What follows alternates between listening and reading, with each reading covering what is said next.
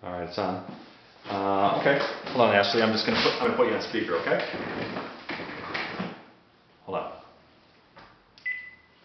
You there, Ashley? Yep. Can you hear me? Yeah. Cool. Great. Awesome. All right. So when you're ready, let's start with your name, age, occupation, and where you are from. And what was the last bit? Where I'm from? Where you're from, yeah. My name's Anthony Sandkamp. I'm 46 years old.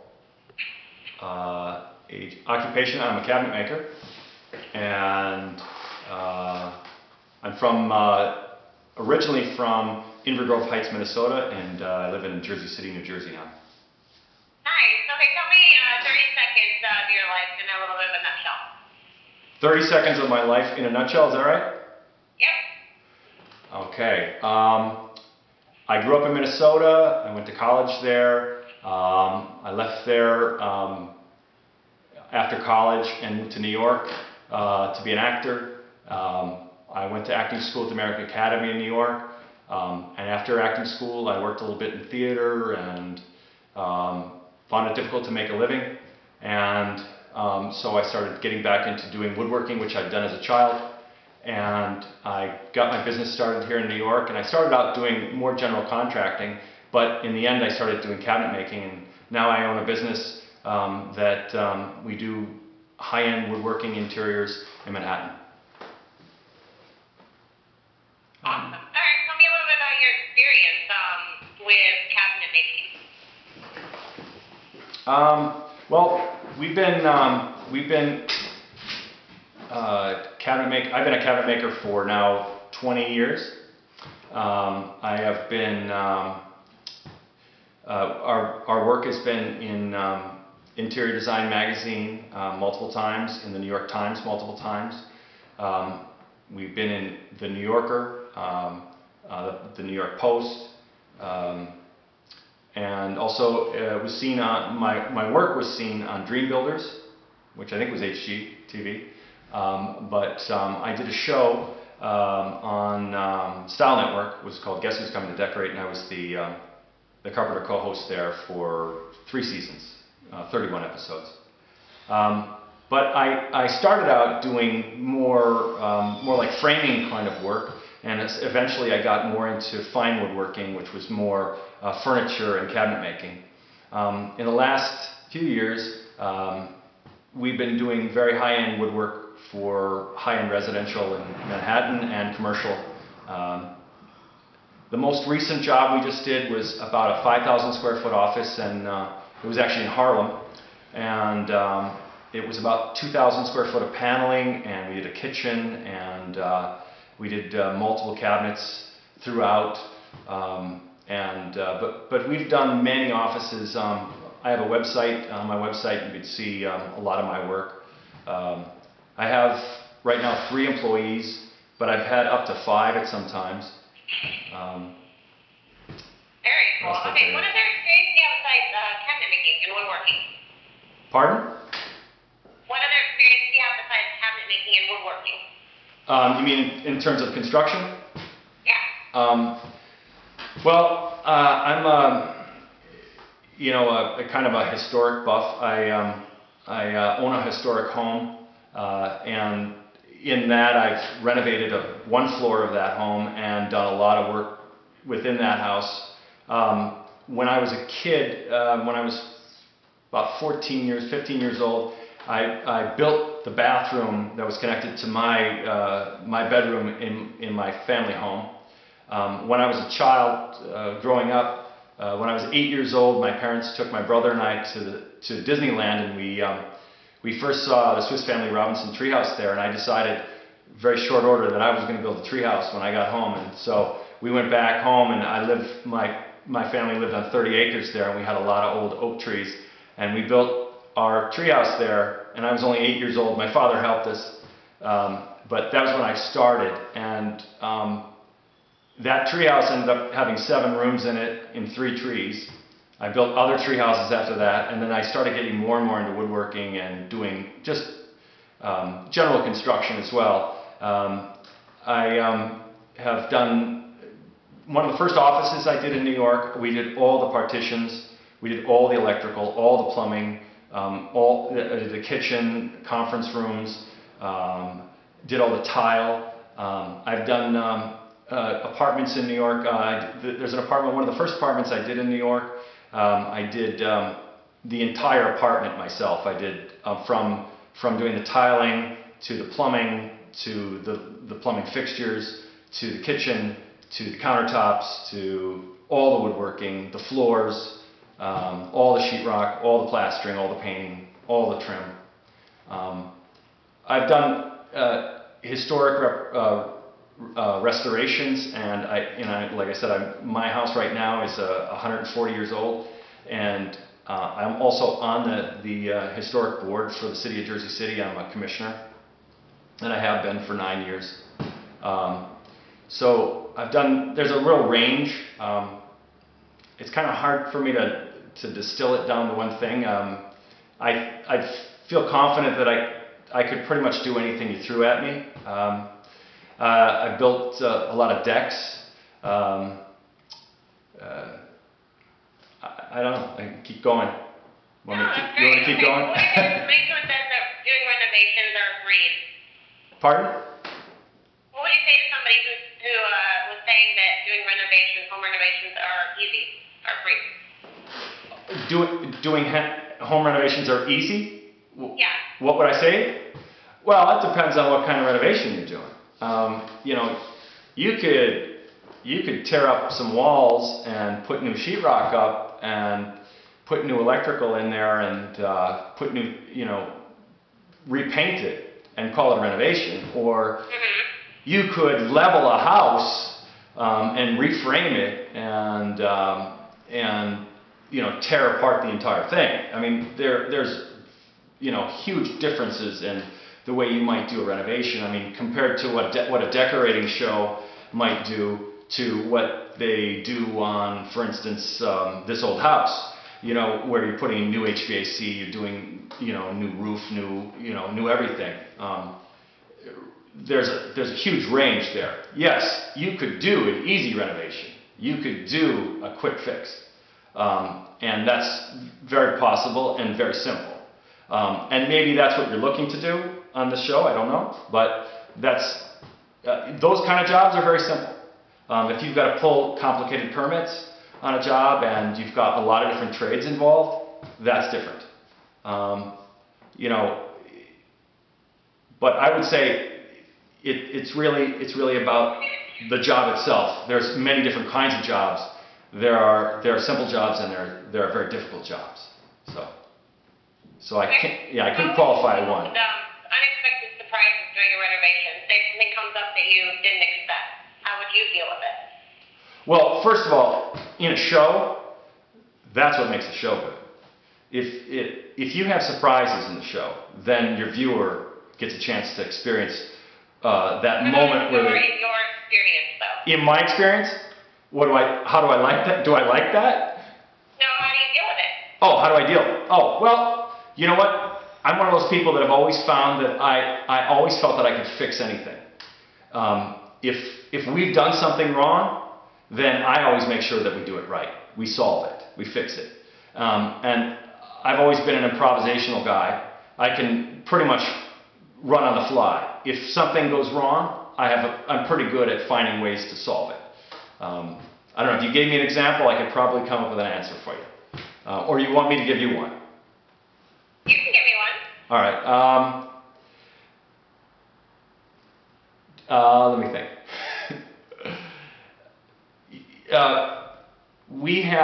Here's an example, but there wasn't a really good answer, but to give you an idea, we do really extensive high-end millwork, meaning when you look at a room of paneling, all the paneling is from the same tree, it's all matched.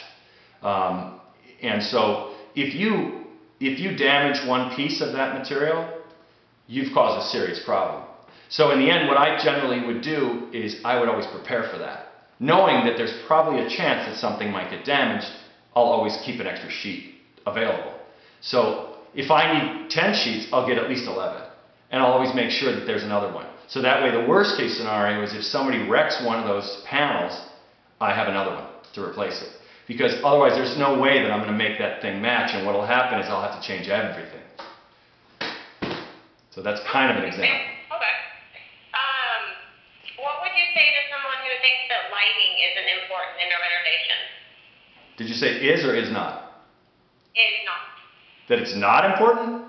Yeah. I would tell you that lighting sets the whole mood.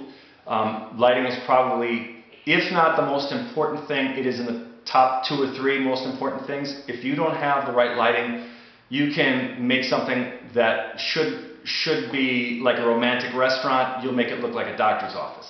You have to have the right lighting. If you don't have the right lighting, you don't, well, first of all, it's not going to look right on camera, it's not going to look right on television. But if you don't have the right lighting in a renovation, you change the entire feel of the space. Yeah, I completely agree with that. What is the best type of homeowner? Like if you're dealing with a customer, what's the best type to deal with? The best type of homeowner is someone who knows what they want. If they know what they want, or they can point to it and say, you've just picked what I want, then you don't have to worry about them changing their mind right mid-sentence.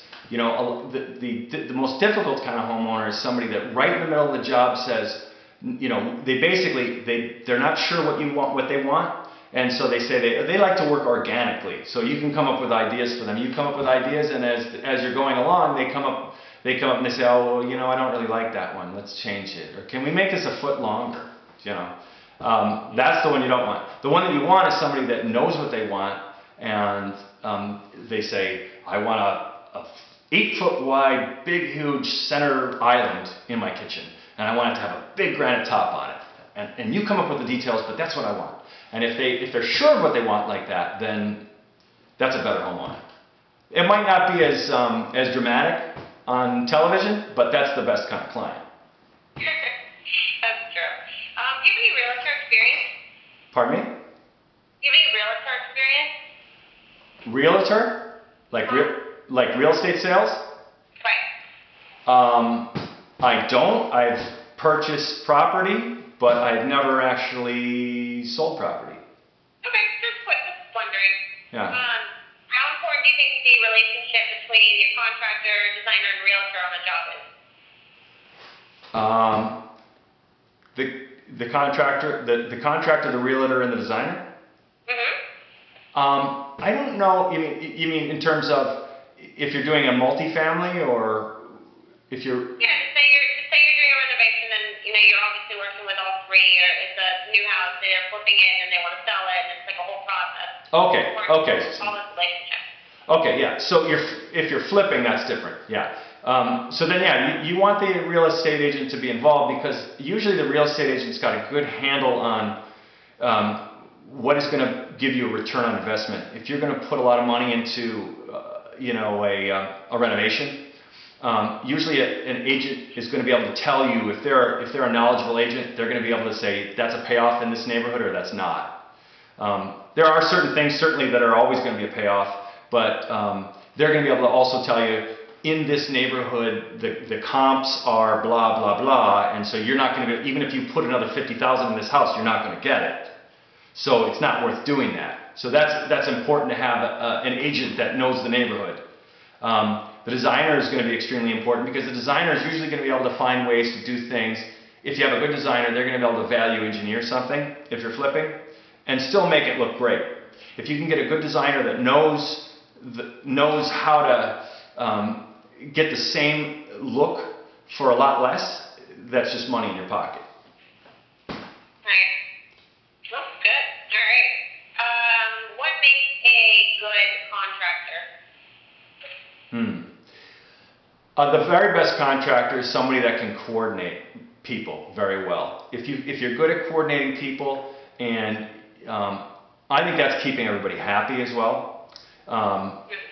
You know, if you can do that, then you can get them to keep providing what you need. Because contracting is more about having people provide for you what you need. And they need to do that at the right time. You know, I was actually just in the Jersey City Building Department like a couple hours ago today, and I was with the historic preservation officer, and I need to get a permit to do work on my building. And while I was in there, I realized that I could have screwed myself, and made him angry. But in that particular moment, I was like, okay, I'm not going to mention this. I'm not going to talk about this thing that he actually made a mistake on. I'm just going to let that slide. And then in the end, what he ended up doing was helping me through the whole process. So instead of calling him out in a moment, I made him my friend and got him to take me around and help me out. So it's really about, there's a certain level of politician in a good contractor. If you're a good politician, you're going to be good. For me, to be good at what I do and to be a good contractor is about telling people what they want to hear, but only telling them what I can do. I won't tell somebody what they want to hear that I can't do. So my biggest mantra is probably to do what I say I will do. And that's what I always have done, and that's why I always have business. Even in a difficult economy, I still have business. So. That's great. And when you're looking for, I know you normally do the cabinet stuff, but if you're looking for a fixer-upper, we'll say, what would you look for? Like if you were to, do a couple searches on them, and you say, you know what, that's the one. What's going to make you pick that certain house? A couple things. One, the house should be, if it's a fixer-upper, it should be in a neighborhood where where the other houses are much higher value. So the houses in the neighborhood, you don't want all the houses to be fixer-uppers. You want most of the houses around you to be in pretty good condition. Then the house that you're fixing should be one of the lower valued buildings in the area.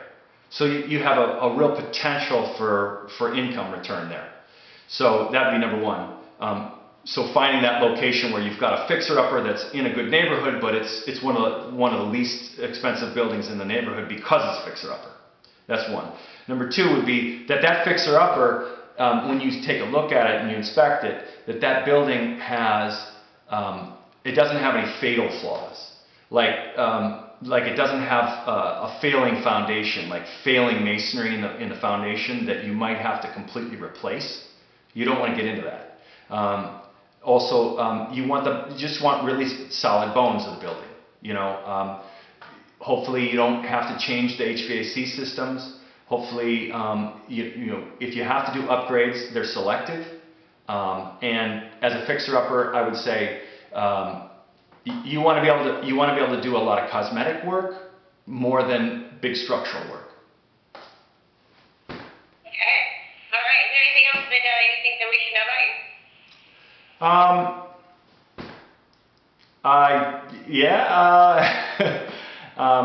Well, I've been doing custom woodworking for about 20 years, but I've always thought of myself as someone that can do anything. And when I grew up, when I was a kid, there was a guy that had polio that lived across the street from me, and he was in a wheelchair, and all the kids in the neighborhood loved him because he could fix anything. And so you bring your lawnmower over, you bring your bike over to him, and he would be in the garage, and he'd wheel his wheelchair out, he would fix your lawnmower, he would fix your bike, and you could bring it home. And he was, though he was a guy in a wheelchair, all the kids in the neighborhood respected him the most of anybody. And I always wanted to be like him. And so I always wanted to fix things. And so now I'm a fixer. I like that. That's a good story. That's a great story. All right, well, go ahead and tell me your name, age, occupation, and where you're from one more time. I'm Anthony Sandkamp, 46 years old. I'm a cabinet maker from Jersey City. Awesome. We do one more time and just say, will you add in something about renovation too? Just because I don't want them just to say you do cabinets if you don't. Okay. Yeah. Do you want the whole slate again? Yeah, please. Okay. I'm Anthony Sandkamp. I'm 46 years old. I'm a renovator, cabinet maker from Jersey City. Perfect. All right, go ahead and turn the camera off. You did a great job. Thanks. Is that it, Ash? Yeah, great job, great job. Did they explain to you how to upload the footage and where to... Hold on. Let me just stop it.